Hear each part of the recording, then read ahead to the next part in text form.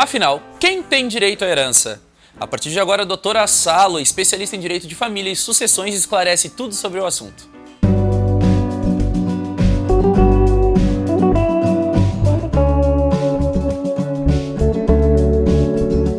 Ontem foi dia 2 de novembro, dia de finados, e é justamente sobre essa questão do luto, de herança, que eu vou conversar hoje aqui com a doutora Salo Aneme da Silva. Seja muito bem-vinda aqui ao Sinta-se Bem. O prazer é meu, tava com saudades tuas, Também, Claudinha. tava com muita tempo. saudade. A gente aproveitou esse período de finados para linkar justamente com esse assunto, porque quando a gente fala em morte já é tabu. Herança, então, mais ainda, se evita falar sobre essa questão. É verdade. É verdade, até porque é difícil para nós falar sobre finitude. Nos quer parecer que nós vamos ficar aqui infinitamente, ninguém quer enfrentar essa situação. Mas já que com certeza todos temos que passar por isso, era melhor que nós buscássemos nos precaver para poder fazer uma passagem com saúde mental para os nossos filhos, para os nossos netos, para os nossos herdeiros. Então, quando a gente encara uma situação dessas, e ontem estavam todos em sofrimento, né? Outras pessoas ficam muito tempo para se recuperar. Eu sei porque quando meu pai faleceu, eu levei 6 anos para fazer o luto. Ou seja, trabalhei sem parar. 2 dias depois que ele faleceu, eu estava trabalhando. Mas o luto, a tristeza que me acompanhava, que foram salvos pelo escritório, eu levei 6 anos para entender perfeitamente que agora tinha que tocar para frente.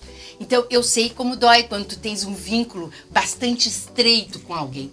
Mas a lei oportuniza que nós resolvamos o problema sem deixar que no futuro nossos herdeiros tenham sequelas. Nós podemos fazer um testamento. Nós temos hoje herdeiros... Independente da idade, doutora Salo. Não, nós temos que ser maiores. Ou... Maiores de 18 anos já pode fazer. Sim, já pode fazer. Ou quem já alcançou uma responsabilidade civil que os pais oportunizam, então que eles determinem e administrem a própria vida, não é? Então, o que acontece? Nós temos que ver que existe uma ordem na vocação hereditária. Ordem de quem vai herdar, conforme o vínculo mais próximo ou mais longe do morto, do autor da herança, como se diz. Ele é que vai determinar. E o ideal é que nós determinemos o mais minudentemente possível em vida, Claudinha. Por quê? Quem são os herdeiros hoje? Os herdeiros legítimos que estão previstos pela lei estão até o nosso 4º grau. Mas os primeiros, os mais próximos são os descendentes, os nossos filhos, o nosso cônjuge ou companheiro e os nossos ascendentes, os nossos pais. Depois vem os colaterais, que herdam até o 4º grau da colateralidade. Quem são? No 4º grau, os sobrinhos netos, o tio-avô e o primo-irmão. Até aí a pessoa pode herdar. Mas herdam se não tem filho, se não tem... Eles herdam porque são legítimos, mas não são necessários. Então, se eu quiser fazer um testamento, eu só tenho que deixar a parte legítima para os necessários, que são os descendentes, os filhos, né? Isso não pode mexer. Esses aí eu posso diminuir por metade. Os herdeiros necessários eu posso diminuir por metade, porque eu posso dispor da metade do meu patrimônio, é a parte disponível, mas eles têm que herdar a outra metade, dividi-la entre tantos quantos sejam os herdeiros, né? Sempre o mais próximo afastando o mais remoto. Então eu tenho como herdeiro legítimo necessário os meus filhos, meus descendentes, o meu cônjuge ou o meu companheiro, depois eu vou explicar sobre o meu companheiro, e os meus pais, se não houver filhos, né? Então, o que tu tens que olhar? Pela ordem. Primeiro, os meus filhos e o meu cônjuge. Se eu os tiver, eles vão receber. E vai depender do regime de bens que eu tinha com ele. Então, se o regime de bens era o da comunhão universal, o cônjuge não herda, herdam primeiro os filhos. Se houver filhos, o cônjuge não recebe nada. Agora, se não houver filhos, o cônjuge vai receber junto com os meus ascendentes. Se eu deixei pai e mãe e mais o cônjuge, vai dividir em 3.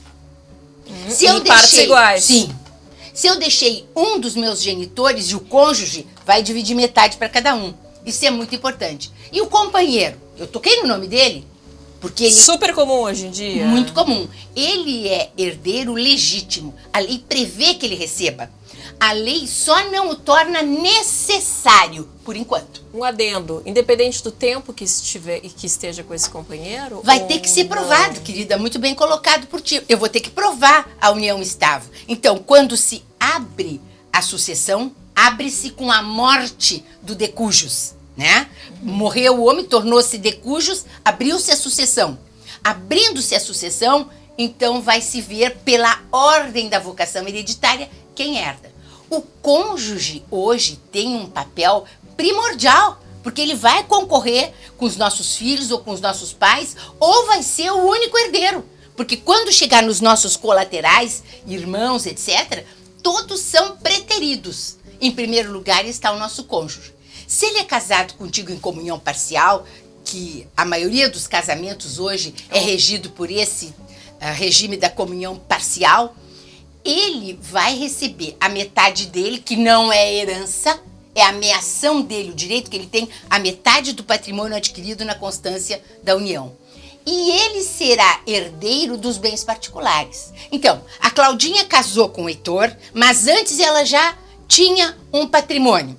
A Claudinha, se vier a falecer primeiro, o Heitor divide o que foi adquirido na constância da união com ela e vai herdar junto com João Pedro os bens que tu deixaste. Se o filho é de vocês dois, ele vai herdar igual o filho. Então, o que acontece?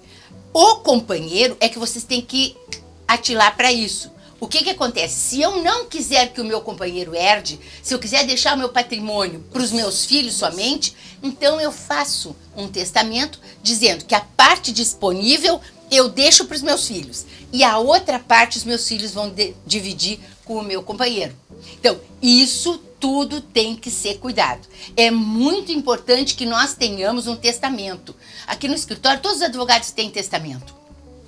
A gente quer determinar. Que pode ser uma dor de fica. cabeça depois, por exemplo, se a pessoa tem um segundo matrimônio, um companheiro e tem filhos desse primeiro matrimônio e vem a falecer. Não tem dúvida. Aí pode ser uma dor de cabeça para quem fica ali, né? Brigas e mais brigas. E eu acho sim, Claudinha, aí já é a Sálua que está falando, não é uma advogada.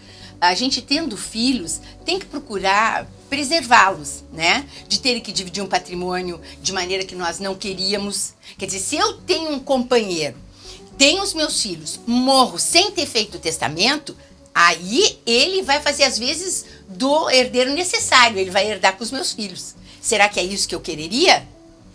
Tudo tem que estar esquematizado. Doutora Sala, então, para finalizar, para evitar a dor de cabeça, todo mundo com maioridade que tem um patrimônio deveria fazer um testamento. Esse testamento, o público, é o que eu mais uso, é o melhor, onde tu levas 2 testemunhas que te conheçam, vais a cartório e ali tu determinas como é que tu quereria fazer a divisão dos teus bens. Até há casos, por exemplo, eu tenho um filho que trabalha comigo na empresa, um outro filho que tem uma outra profissão que nada tem a ver com a minha empresa. Então, numa divisão equânime, o que eu quero fazer? Eu vou dar para esse filho a participação na empresa e tirá-lo dos outros bens, de tal maneira que haja uma divisão equânime, uma divisão igual.